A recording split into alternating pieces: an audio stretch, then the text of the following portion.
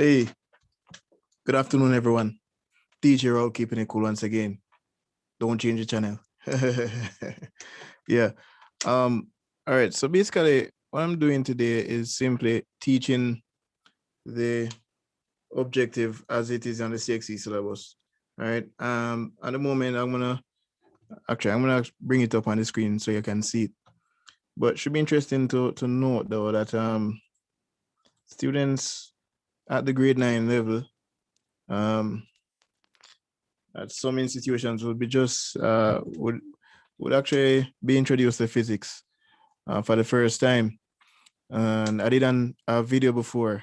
Originally, it was about what is physics, and it was just going through what physics is and how it was positioned with the other sciences. So today's class now is just going to be focusing on where physics began and what to look for throughout the rest of physics. In fact, we're going to the root of physics here. So as you can see on the screen here, we'll be looking at basically, let's look at the objective. You should be able to see it.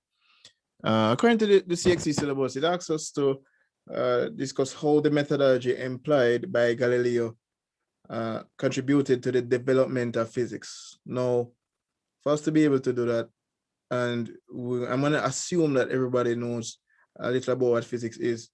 And just to take it a few steps back, physics is actually the study of natural things, of matter, material things, tangible things like this, and uh, the energy that you can get from it. The energy used to make it, the energy that would be used to destroy it potentially. And that's pretty much physics. But more on that as we get into more details. But on the screen, you're actually seeing Galileo, and these are some images. Interestingly, these two images are powerful. And note that in Galileo's times, in fact, his he lived between, I believe it was 1564 to 1642. All right. I need to check sources on that, but if memory serves me correctly, that would be his timeline. So Galileo lived 1564 to 1642. All right.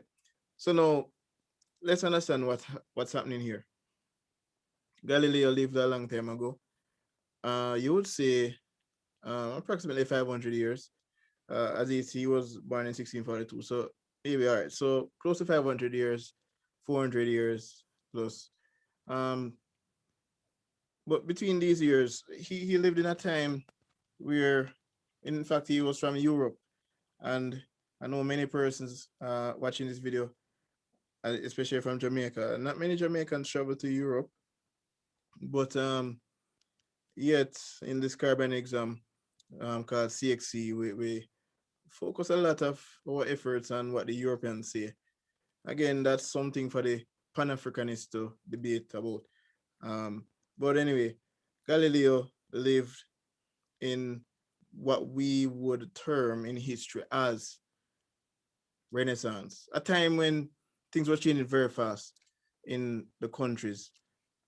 So, for instance, if we were to compare Renaissance to modern times, it would be uh, like new things coming in. So everybody having a phone, everybody having a car, you know, this is sweeping changes in a few years. A lot of Chinese people coming in. That's Renaissance was like a period like that. So so then Europe was changing and Galileo well was being influenced by that change. And one of the places that you know dictated or controlled how things operated in those days was the church. And if you can look in this image, you're actually seeing Galileo, looking at a ceiling. And so Galileo was looking at that object. But if we zoom in closer, let us see what he was actually looking at. Okay, getting closer into the image. He's actually looking at this object. So he's actually looking at this object right there. And he's observing something. He was observing that it was actually swinging from left to right. And And there you go. His interest in physics would have been further increased after this. At the time, physics wasn't what it is today. Um, so it wasn't as in those days, to be a doctor was one of the best things you could become as a person in terms of your ambition or your dream. Um, but doctors were very so he was actually at a university as shown here. He should have been studying medicine, guys. He got distracted. He got distracted and started to observe things moving, and he applied his knowledge of math to it to explain why this thing, chandelier, we call it, was swinging from left to right. And there goes in the discovery of the simple pendulum.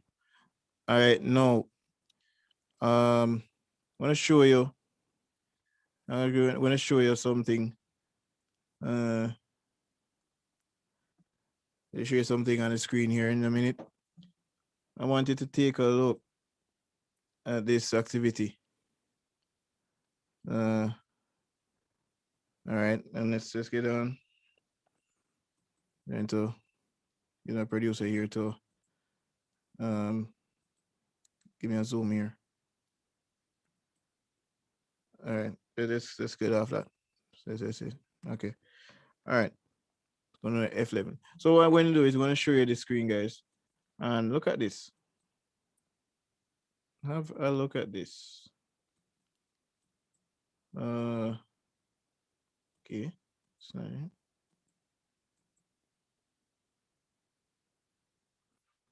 All right. There you go. So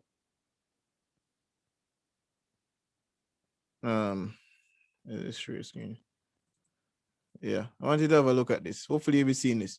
All right, guys. So now this is what Galileo would have looked at in his time. If you're looking at it closely, this actually is a pendulum. All right. And we're going to talk a bit about the pendulum here. This pendulum is just a string and a mass attached to it, and that is made to move freely. That's it. So I can actually affect, how fast this thing swings from left to right. And if you notice, and this is one of the things you notice, it might not seem like much, but he was one of the first persons to measure these. All right. And what he observed, he written down, he adjusted this thing. All right. And so what I want to do here, I can actually adjust the length of this string. So if I move this length, it's affecting how it's swing. Look at that. When it's very small, it just rotates. But if I should lengthen it, look at that swing, you see? So that's the concept here. So Galileo saw there was a relationship between the length and the rate at which it swung from left to right. And we have terms for that. All right, we actually call that a period time. And also, he also saw what mass would have done to this thing. Actually, could make this mass bigger, make it smaller. But he discovered that the mass wouldn't affect. So making this barbell could just stop it. We could even slow it down. Let's put it in slow motion there. All right, and there it is. We're just gonna take our time. All right. This thing could be made bigger or smaller. So that doesn't affect the speed at which it swings from left to right. Actually, the length does. The length does. So if I want just to move it just about like, let's say 5 degrees, and we put it in slow motion. If it move normally, it would do that. And then that's at 5 degrees, it's going at that pace. All right. However, if I were to lengthen it now, apparently it's moving slower. Okay. And it's actually moving slower. So making it shorter makes it move faster, making it longer makes it move slower. All right.